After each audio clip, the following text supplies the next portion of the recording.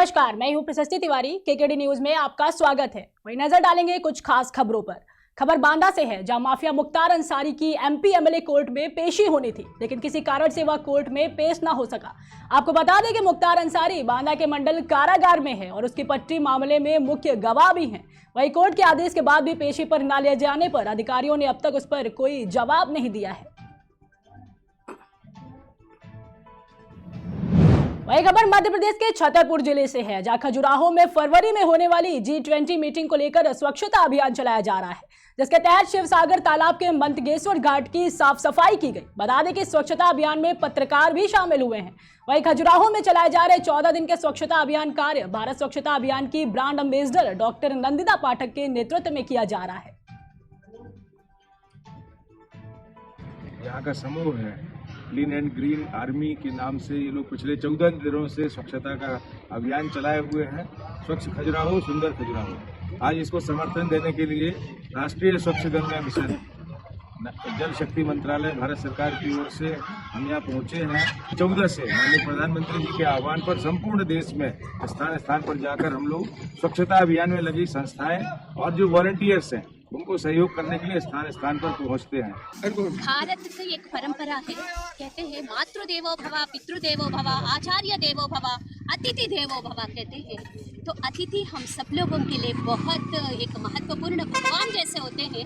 आज खजुराहो में ये हम लोगों को खुशी की बात है, G20 के जो समिट्स में एक कार्यक्रम अपना खजुराहो में भी होने वाला है और खजुराहो को ये सौभाग्य मिला है कि ग्रुप 20 के जो देश अपने यहाँ आ रहे हैं उनका स्वागत करने का महिला मोर्चा की तरफ से हम यहाँ पर आए हैं। और आप सब बंधु जितना काम कर रहे हैं, जो स्वच्छता में लगे हुए हैं, अरविंद जी के नेतृत्व में, हमारे पत्रकार बंधुओं के नेतृत्व में, समाज सेवियों के नेतृत्व में जो यहाँ स्वच्छता अभियान चल रहा है, उसको देखकर मन प्रफुल्लित हुआ। क्योंकि कहते हैं भारत रत्न नानाजी देशमुख जी मिलजुल के मेहनत करे, मेहनत वो रंग लाएगी। आप सब लोग मिलकर जो मेहनत कर रहे हैं ना, ये जरूर G20 में अपना खजुराहो का नाम बहुत सुंदर होगा। माननीय प्रधानमंत्री जी को और अपने विष्णुदत्त शर्मा जी जो इस क्षेत्र के माननीय यशस्वी सांसद जी हैं, उनका हम लोग हृदय से आभार व्यक्त करते हैं माननीय मुख्यमंत्री जी का। खबर हापुड़ से है, जहां मेरठ के एडीजी और आईजी कोतवाली गढ़मुक्तेश्वर क्षेत्र के अंतर्गत तीर्थ नगरी ब्रिजघाट पहुंचे। बताते चले कि उन्होंने आने वाली मकर संक्रांति पर्व 2023 के तहत कानून व्यवस्था को लेकर तीर्थ नगरी ब्रिजघाट की कानून व्यवस्था का जायजा लिया है। वहीं इस दौरान मेरठ मंडल अफसर शाही ने रैन बसेरों का भी निरीक्षण किया। साथ ही हापुड़ एसपी ने आवश्यक दिशा निर्देश भी दिए हैं।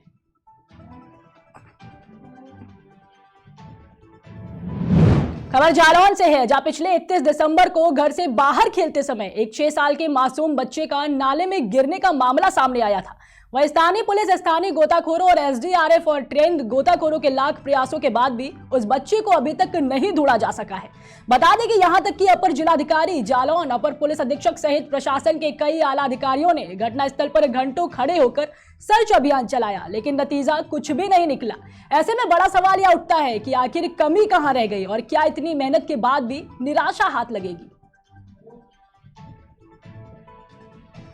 1 तारीख की घटना 1 जनवरी की, जिसमें 2 बच्चे ये नहर के पास खेल रहे थे, जिसमें से कि दोनों बच्चे उसमें डूब गए थे। एक बच्चे को गांव वालों ने तत्काल निकाल लिया था। दूसरा बच्चा जो 6 साल का था वो नहीं निकाल पाए थे। उसके लिए रेस्क्यू ऑपरेशन चलाया जा रहा है, अभी भी चल रहा है। एसडीआरएफ की टीम, गोताखोर लगे हुए हैं, प्रयास जारी है। आशा करते हैं कि जल्दी हमें वो बच्चे की बॉडी मिलने में कामयाबी मिलेगी। 1 जनवरी को जनपद जालौन के मलंगा नाले में गिरे मासूम का शव आज तक बरामद नहीं हो पाया। आखिर कहाँ गया मासूम? 10 दिन से ज़्यादा समय बीतने के बाद भी आज भी पुलिस के और स्थानीय प्रशासन के हाथ खाली है। जी हाँ, हम बात कर रहे हैं जनपद जालौन के सिरसा कलार थाना क्षेत्र की ग्राम ऊद में गिरे ऊद के नाले में गिरे उस मासूम 6 वर्षीय मासूम प्रांशु जो कि राजा सिंह सेंगर का बच्चा है। वो बताया ही जाता था कि वो खेलते खेलते घर के बाहर खेलते खेलते नाले में गिर गया था। दोनों भाई गिरे थे, एक को बचा लिया गया था, दूसरे को बचाया नहीं जा सकता। लेकिन आज 10 दिन से ऊपर समय हो गया है, प्रशासन के हाथ आज भी खाली है। स्थानीय गोताखोरों, स्थानीय ग्रामीणों, एसडीआरएफ की टीम और ट्रेंड गोताखोरों के लाख प्रयासों के बावजूद आज तक उस मासूम का पता नहीं चल पाया। आखिर गया कहाँ? धरती खा गई या आसमान निकल गया? इतने सारे प्रशासनिक अमले की कोशिशों के बाद भी आखिर गया तो गया कहाँ मासूम प्रांशु? इसको लेके परिजनों ने एक बार सिरसा कलार में इनामतपुर चौराहे पर जाम भी लगाया था, तो वहाँ उप जिलाधिकारी महोदय मौके पर पहुंची थी और उन्होंने शीघ्र ही उसके शव को बरामद करने की जो है संभावना जताई थी और आश्वासन दिया था कि प्रशासन अपनी तैयारी में रखा। लेकिन उसके बाद भी प्रशासन पर कोई चबलता नहीं, तो कल देर शाम नाले का पानी रुकवाया गया। उसके बाद भी सर्च ऑपरेशन किए गए, लेकिन नतीजा सिफर रहा, हाथ खाली रहे। यानी कि आखिरकार मासूम गया तो गया था। ये बड़ा सवाल, ऐसे में देखना बड़ा दिलचस्प होगा कि कब तक इस मासूम का शव बरामद किया जा सके। खबर मध्य प्रदेश के मंदसौर से है, जहां लहसुन और प्याज के उचित दाम नहीं मिलने के कारण किसान काफी परेशान है। बता दें कि इन दिनों कृषि मंडी में अच्छी आवक देखने को मिल रही है, लेकिन किसानों को उनकी फसलों के उचित दाम नहीं मिल पा रहे हैं। वहीं किसानों से हुई चर्चा में किसानों द्वारा बताया गया कि फसल बोने में मंडी में लाने में जो लागत लगती है वह उनको नहीं मिल पा रही है, जिससे किसानों में काफी निराशा देखने को मिल रही है। भाव मिला नहीं मिला था। क्यों? 4 दिन पहले मेरे यही लहसुन गई थी 1400 रुपये। तो कितनी नुकसान हुआ आपको? मेरे को 100 कट्टी थी, आज कम से कम 50 कुंटल लहसुन थी मेरे पास। करीब मेरे को नुकसान गया 25,000 रुपये का। 25,000 का? 25,000 का। तो क्या चाहते हैं आप सरकार से? सरकार से यही चाहता हूँ कि वाजिबी रेट मिले और अपने किसान का ये इतना नुकसान नहीं होगा। सही मिले भाव? भाव तो पिछली बार से 7 दिन पहले मेरे 4800 गई थी, 1000 रुपये डाउन गई थी। वो कि वही लहसुन है? वो के वही लहसुन से। कितनी लहसुन लेके आए थे आप? मैं लाया था समथिंग 15 कुंटल। तो कितना नुकसान हो गया आपको? मिनिमम 15,000 का तो सूखा नुकसान दिख रहा है।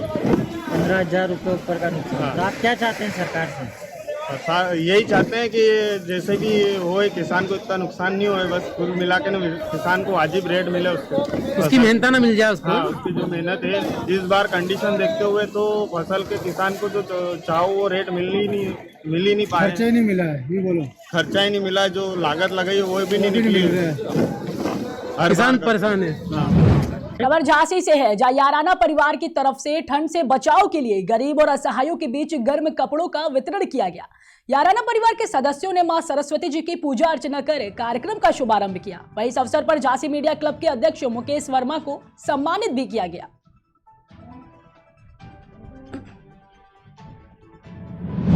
वही खबर झांसी से है, जहां उपन्यास सम्राट बाबू वृंदावन लाल वर्मा की जयंती मनाई गई। इस मौके पर अरविंद वशिष्ठ ने कहा कि बुंदेलखंड में हिंदी साहित्य जगत में अपना एक विशेष स्थान वृंदावन लाल वर्मा जी का है, जिन्होंने हिंदी को विदेशी भाषाओं के ऊपर लाकर खड़ा कर दिया। इसलिए डॉक्टर वृंदावन लाल वर्मा को साहित्य जगत ने उपन्यास सम्राट के नाम से विभूषित किया है।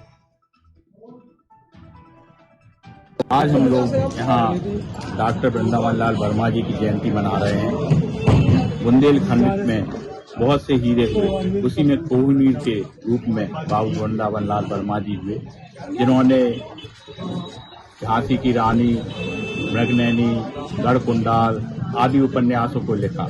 उनकी लेखनी के जो विदेशी भाषा थे उनके ऊपर जाकर हिंदी खड़ी हो गई और निश्चित रूप से हिंदी भाषा को बहुत मान और सम्मान मिला। इसीलिए हम लोग उन्हें उपन्यास सम्राट के नाम से जानते हैं। आज हम लोग उनकी जयंती मना रहे हैं। उन्होंने इतिहास, समाजवाद और सहकारिता की जो लेखनी का अनूठा प्रस्तुत किया उदाहरण, उसको हम सब लोग जन जन तक पहुंचाने का यहाँ से प्रयास करेंगे। पूरा मामला ये है। खबर औरैया से है, जहां बिजली विभाग का अजब गजब कारनामा सामने आया है। बिजली विभाग ने उपखंड आयाने के लिए प्रलोभन देकर अनुपजाऊ भूमि घाटा संख्या 150-151 की बात कहकर बेशकीमती स्कूल और थाने से लगी भूमि पर अवैध कब्जा कर लिया। इस मामले में किसानों का कहना है कि 2008 से लगातार किसान प्रशासनिक अधिकारियों के चक्कर लगा रहे हैं, लेकिन अभी तक उन्हें कोई न्याय नहीं मिल पाया है। पूरा मामला ये है कि ये जो उपखंड उपकेंद्र बना है विद्युत, ये हमारे पिता और चाचा की ज़मीन पर बना है। अवैध तरीके से विद्युत विभाग ने बना लिया है। ये इसकी घाटा संख्या 168 है। शासनिक और प्रशासनिक अधिकारियों ने भी माना है, जब हमारे द्वारा शिकायत की गई कि हाँ ये गलत बना है, ये रुकवाया जाए। ये पूरा मैटर 2008 का है। उस समय से लगातार हमारे परिवार के पिता चाचा एप्लीकेशन और देते आ रहे सभी अधिकारियों को, शासन को भी, कि हमारा मुआवजा दिलाया जाए, क्योंकि प्रलोभन देकर जो ज़मीन दूसरी जगह पर दी थी कि तुम्हें इसका लाभ मिलेगा, नौकरी मिलेगी, कुआं का फ्री में कनेक्शन होगा, और वो कोई अभी तक विद्युत विभाग द्वारा ऐसी झूठी कपोल कल्पित बातें कही जा रही, कोई लाभ नहीं मिल रहा है। हमारे परिवार के अपना मुआवजा मांगते हैं तो ये हमें प्रताड़ित करते हैं, तनख्वाहें रोक देते हैं, कभी धमकी देते हैं, और वर्तमान में हमारी FIR भी करवा दी कनेक्शन होने के बावजूद भी शिकायत की। और योगी जो मुख्यमंत्री जी हैं उनको भी शिकायत भेजी, DM साहब को लिखित में दी कि पूरा प्रकरण है जो षड्यंत्र हमारे खिलाफ विद्युत विभाग रच रहा है, कहीं का ट्रांसफार्मर हमारे घर पर, जबकि हमारे परिवार में बिलबोर्ड भी नहीं है, तो हमें दिखाया जा रहा है कि चोरी का ट्रांसफार्मर है।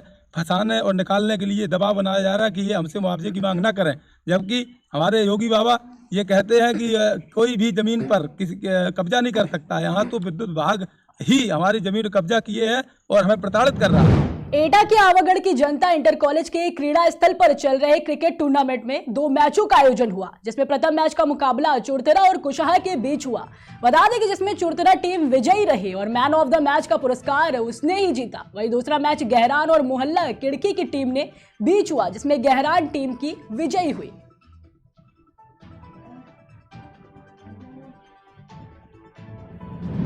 कन्नौज राज्यसभा सांसद संजय सिंह के नेतृत्व में 2 जनवरी से चलाए जा रहे सेल्फी विद कूड़ा अभियान के तहत आम आदमी पार्टी के जिलाध्यक्ष डॉक्टर चंद्रकांत यादव ने नगर पालिका परिषद कन्नौज में सेल्फी लेते हुए कन्नौज की सड़कों का नजारा दिखाते हुए मौजूदा सरकार पर निशाना साधा है।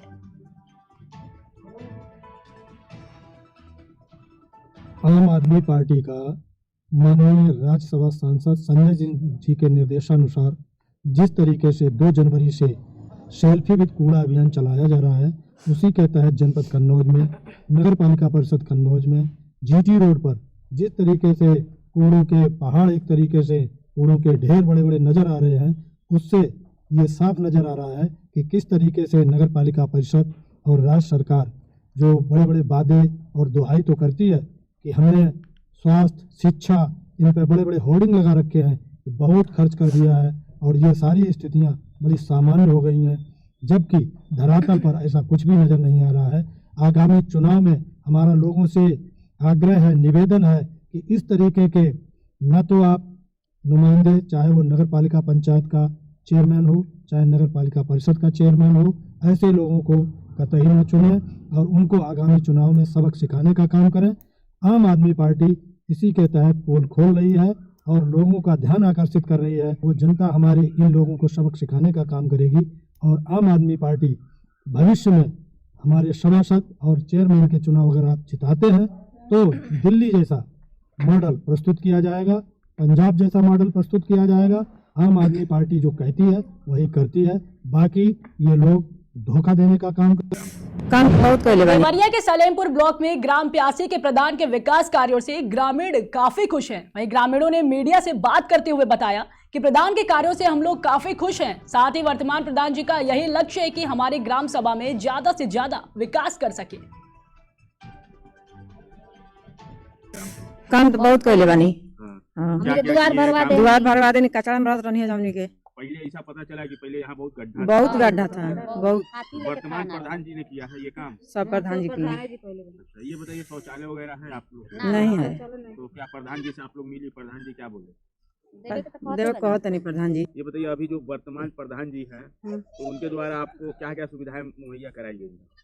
हमनी के द्वार भरा गईल, हमनी के गढ़ा में रहनी है जा, हमनी के सब कुछ सुविधा बाबा से एथी नहीं खे, शौचालय नहीं खे। तो ये अभी शौचालय के बारे में प्रधान जी से आप लोग? हाँ, प्रधान जी कहत नहीं बनावे के। सर देखिए, वैसे तो हम बम्बई रहते थे, बिजनेसमैन आदमी हूँ। कोरोना के समय में हम परिवार लेके आ गए। गांव के लोग बहुत इच्छुक थे कि मैं प्रधानी लड़ूँ। प्रधानी मैं लड़ गया, गांव के लोग ही अपने सहयोग से हमको प्रधान बनाए। लेकिन सही पूछिए तो हम तो गांव में आप कोने कोने घूमकर पूछ लीजिए कि हम 90% तक नरक निकाल दिया हूँ। अपने गाँव के गड्ढे में गरीब लोग रहते थे, लेकिन सरकारी योजनाओं का लाभ हमारे गांव के गरीब जनता को अभी तक इसलिए नहीं मिल पाया है कि कुछ सामान्य ब्राह्मण जात के ऐसे लोग हैं जो आज भी छप्पर में रहते हैं, मड़ई में रहते हैं। उनकी दयनीय स्थिति यह है, वो पटीदार होते हुए भी लोग हमको गाली देते हैं कि कैसा प्रधान यह हुआ है कि एक आवास नहीं दे पा रहा है। 99% वहाँ का वोट सरकार के पक्ष में गिरा था, हमारे गाँव का भी गिरता है। सरकार काम भी कर रही है, लेकिन जमीनी स्तर पर हमको लग रहा है कि हमारे ग्राम सभा में 100 से 150 आवास की अति आवश्यक जरूरत है। यहाँ तक कि माननीय प्रधानमंत्री जी की योजना हर घर शौचालय में, हमारे कुछ निषाद परिवार, सहानी परिवार ऐसे हैं कि जिनको आज तक शौचालय नहीं मिला है। और शौचालय हम तो अपने राज्य में ऑनलाइन उनका करा दिए हैं, लेकिन अभी सरकार की तरफ से आया नहीं है। हो जाएगा शौचालय तो हम भी वहीं रुकते एक छोटे से ब्रेक के लिए जल्द हाजिर होंगे।